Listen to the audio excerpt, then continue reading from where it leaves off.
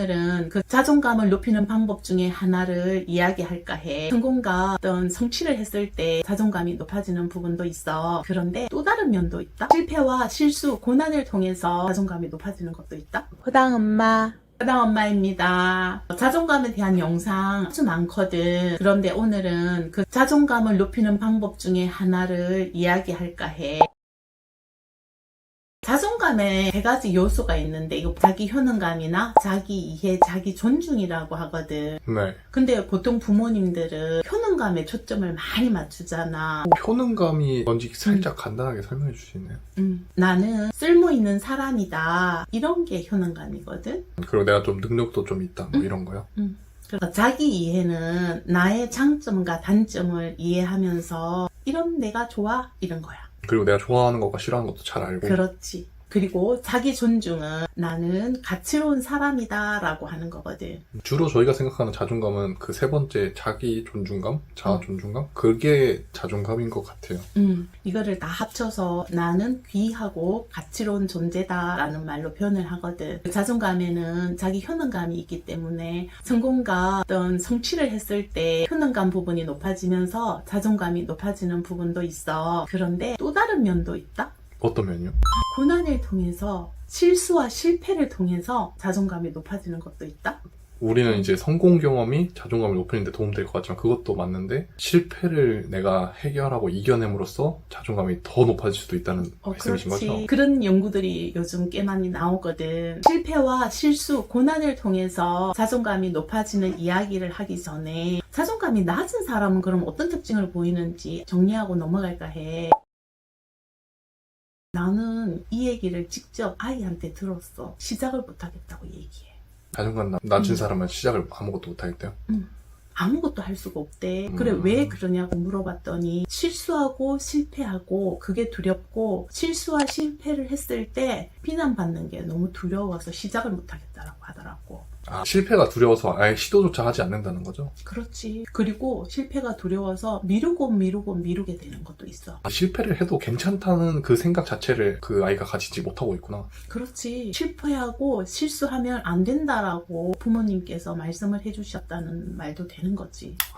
안 될 것 같으면 중간에 미리 포기를 해버려. 끝까지 가서 실패와 실수가 두렵기 때문에 안 될 것 같다 싶으면 일부러 내가 이거는 중간에 멈춘 거지 실패하고 실수한 게 아니야 라고 하는 특성도 있어. 그러네. 못한 게 아니라 안 한 거다. 이렇게 그렇게 핑계대려고. 핑계대는 거지. 자존감이 낮은 사람은 나 스스로 가치롭다가 안 되기 때문에 타인의 사랑과 인정을 지나치게 원하는 거지. 부모님한테? 부모님과 또는 친구들과 선생님한테 그리고 성인이라면 이성이나 친구들에게 엄청 인정받고자 하는 거지. 자기가 원하는지 원하지 않는지를 알기도 전에 인정과 사랑을 받기 위해서 생각하고 행동하게 되는 거지. 대부분의 기준이 나한테 맞춰주는 게 아니라 다른 사람한테 맞춰주겠구나. 그럼 아까 말했잖아. 자기 이해와 자기 존중이 아니라 타인의 시선을 의식하는 거지. 낮은 사람들은. 자신은 승학을 하고 싶어. 그런데 부모님이 공부를 해서 의사나 판검사 또는 대기업에 가기를 원했어. 그러면 그거를 차마 입 밖으로 내지도 못하고 부모님의 인정과 사랑을 받기 위해서 그대로 행동하는 것도 있지. 저는 성악하고 싶은데요. 이렇게 말도 못하는 거예요?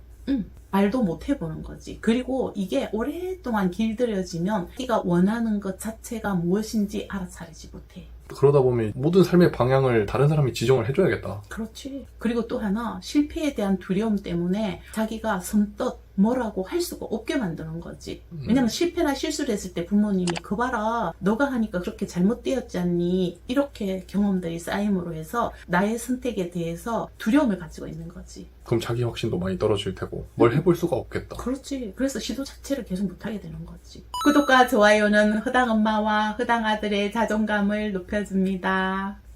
그리고 또 네 번째는 타인과 끊임없이 비교를 해. 자기 스스로 과거의 자기와 현재 자기를 비교해서 발전했다. 이거는 굉장히 자존감 높은 사람의 모습이고 타인하고 나하고 비교를 해. 그리고 이거는 또 부모님들이 그렇게 했기 때문에 그런 것도 있어. 뭐 예를 들면 이런 거잖아. 누나가 언어가 굉장히 발달됐었잖아. 네. 근데 넌 유난히 언어가 떨어졌잖아. 근데 네. 엄마가 너한테 왜 그렇게 언어가 발달되지 못했냐고 끊임없이 비교를 했다면 지금 이 모습이 아니었지 않겠니? 그러네요. 그래. 이렇게 비교를 하는 게 굉장히 자존감이 낮게 부모가 하고 나중에는 자기 스스로 이렇게 타인과 비교하면서 자존감이 낮아져 버리는 거야. 아, 밖에서 그런 얘기 듣다가 못해 자기도 스스로를 그렇게 그렇게. 다른 사람과 비교하면서 점점 더 깎아내리는 거야? 그렇지. 그렇게 살아가게 되는 거지. 이유는 뭐냐면 부모의 자존감이 자녀의 자존감하고 상관관계가 굉장히 높거든. 그래서 자존감이 낮은 아이 이면에는 부모가 낮은 자존감을 가진 사람들이 많아. 그래서 자기도 깎고 자식도 깎아내리고 그렇게 계속 대물림이 되는 거구나. 그렇지. 그리고 또 자존감이 낮은 사람 특징 중에 하나는 또 남 탓을 해. 불안하고 두려움 때문에 선택하지 못하고 자기의 인생을 자기가 결정하지 못하고는 나중에 결국은 부모가 이래서 난 실패했다. 또는 엄마 탓이야. 또는 엄마가 나한테 이렇게 해서 내가 이렇게 되었잖아 라고 하면서 타인의 탓을 하거나 아니면 모든 게 자기 탓이라고 자기 비하를 또 하게 돼. 되게 극단적으로 바뀌겠다. 그렇지. 양쪽 극단을 가는 거지. 그게 자존감 낮은 사람이거든. 그러면 반대가 자존감이 높은 사람이겠지. 그러면 자존감이 높아지게 하려면 엄마가 오늘 하는 이 얘기는 실수와 실패와 고난을 통해서 높아지는 자존감에 대해서 얘기하려고 하는 거지. 우리가 효능감에 초점을 맞추면 모든 것이 성공을 하고 잘했을 때 자존감이 높아질 것 같은데 아니라는 거지. 그러니까 작은 실패와 작은 실수가 어쩌면 예방접종처럼 되어서 실패와 실수를 이겨냈을 때 자존감이 높아진다는 연구들이 요즘 나오는 거지. 부모님들이 넌 최고야. 그리고 실수하지 않고 실패하지 않아서 이렇게 해 라고 하는 이면을 잘 들여다봐. 너를 믿을 수 없어. 너의 선택은 잘못될 가능성이 많아. 그러니까 똑똑한 내가, 경험 많은 내가 말해주는 대로 넌 따라와야 실수와 실패가 적어라는 말인 거야. 그러네요. 그렇지. 기회를 주지 않는다는 거는 넌 훌륭하지 않아. 부모인 내가 훌륭하니까 내 말을 잘 따라. 이 뜻이라는 거잖아. 부모님이 자꾸 자기가 생각해서 선택을 대신해서 해주면은 온몸으로 널 못 믿겠어를 표현하는 뜻이 되긴 하겠다. 그래. 그래서 실수와 실패를 할 기회가 준다는 이면에는 난 너를 믿는다. 걱정하지 마. 너가 실패하거나 실수를 하더라 해도 내가 너를 지켜보고 있으니까 두려워하지 말고 살아라 라는 무언의 사인이야. 해결을 하면 되잖아요. 그리고 부모님이 크게 바운더리를 잘 정해주면 돼. 그게 그 실수의 범위를 정해주는 거지. 아, 예를 들어서 뭐 자기 자신의 막 건강을 아주 잃어버리거나 아니면 사회적으로 엄청 큰 문제를 일으키거나 이런 것만 아니면은 여러 가지 기회를 줄 수 있는 거죠.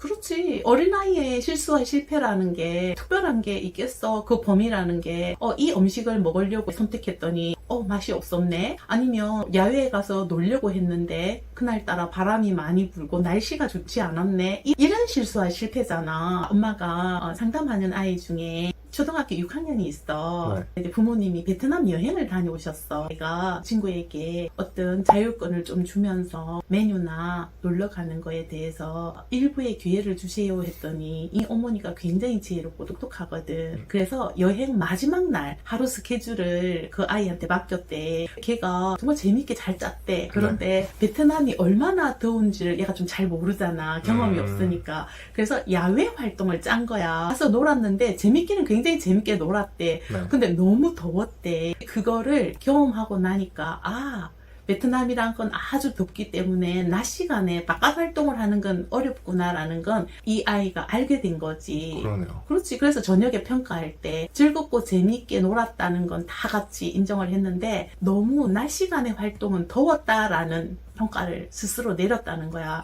그리고 그것을 내가 다 기록으로 남겨놓게 했거든. 그랬더니 그 기록을 남긴 걸 가지고 와가지고 나한테 자랑을 하는데 너무 뿌듯해하고 나는 걔가 너무 대견한 거야. 표정이 자기 스스로 굉장히 멋지다라고 생각을 하더라는 거지. 호당 엄마. 그 애 자체도 대단한 애. 만약에 이게 자기가 그렇게 했을 때 내가 이걸 왜 몰랐을까 할 수도 있는데 이게 뭐 부족했구나 몰랐구나 인정을 하고 이제 대신에 더 이제 잘 알게 된 거잖아. 그럼 다음에 이제 여행 가서 또 더 잘 계획을 짜서 놀다 올 수 있겠네요.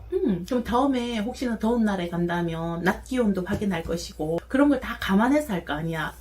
이렇게 실수와 실패를 통해서 다음에 더 잘해야지 하고, 그리고 그걸 했을 때 전부 다가 실패한 건 아니거든. 일부가 실패한 거니까 잘한 것에 대해서 나 꽤 멋진데? 라고 생각하는 거지. 네. 그래서 이런 기회를 준다는 거는 굉장한 성장을 가져올 수 있다는 걸 얘기하는 거야.